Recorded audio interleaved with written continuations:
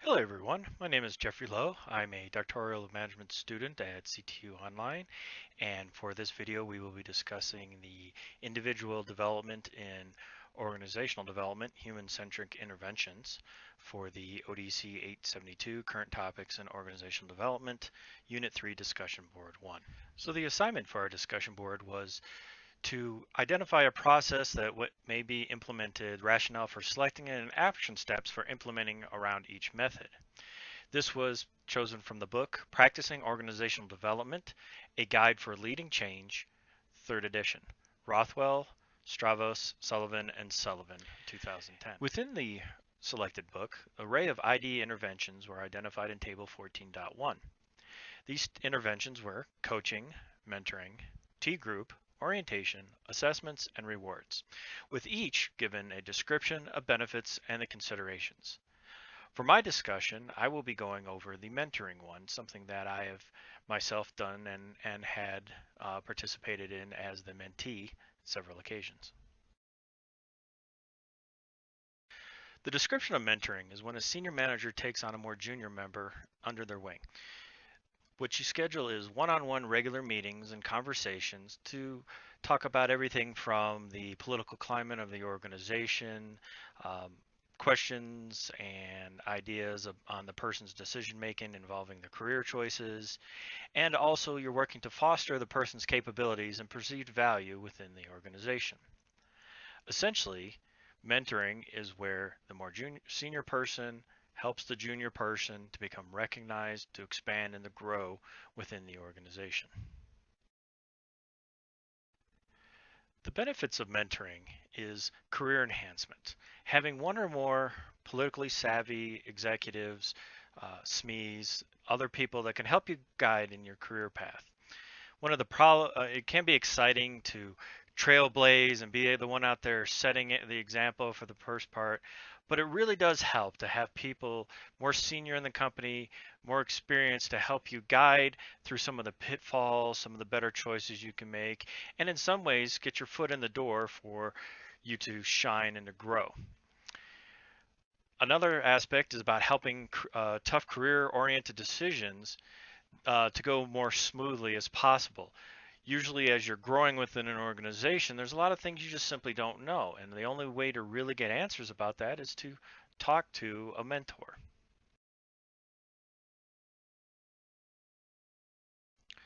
One of the considerations of the mentee is that when they hitch themselves to a more senior, experienced, more recognized person in the company, it's a good thing because it can help them get past certain aspects of political issues, make career decisions, but also that person's reputation tends to reflect onto the mentee. Now, normally it should be a good thing, but if something happens where that person falls out of favor, the mentee also runs the risk of, having the same kind of perceptions being applied to them. Another consideration for mentoring is that a mentee may not reveal sensitive issues. Therefore, the individual intervention of coaching is more recommended for that.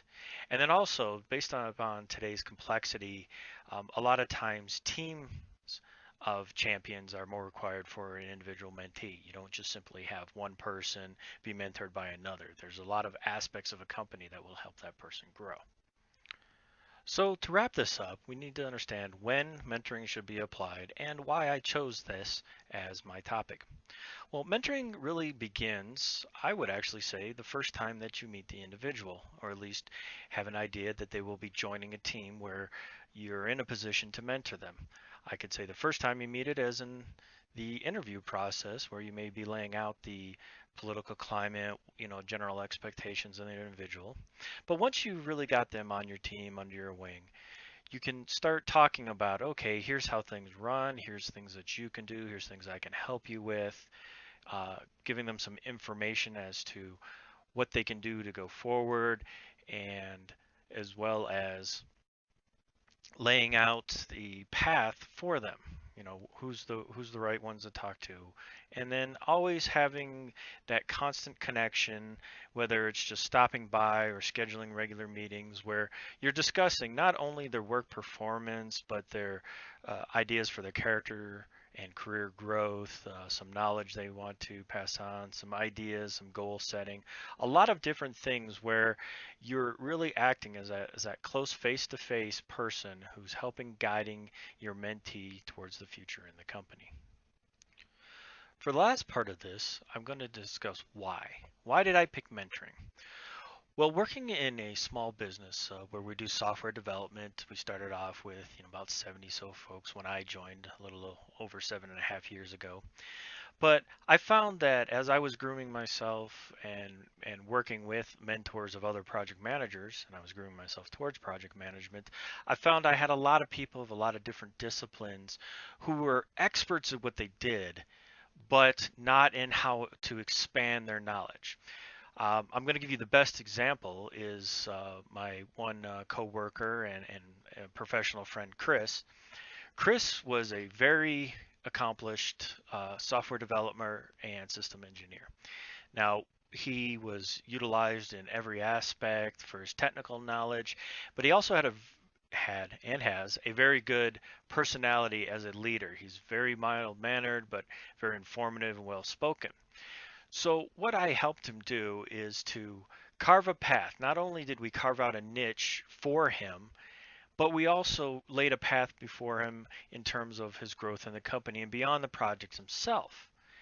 Now, I could go into a lot of specific details, but I think the most prevalent right now is that he grew from the software development lead, and now he's the director of engineering, overseeing the whole company's engineering, test, software development, and a lot of other of those aspects that he just needed that help clearing the path. He had the talent, he had skills, he just needed that help, that mentor, which was me and some of my superiors to really bring it out as a benefit to the company. I hope you enjoyed this discussion, and I look forward to seeing you in class. Thank you.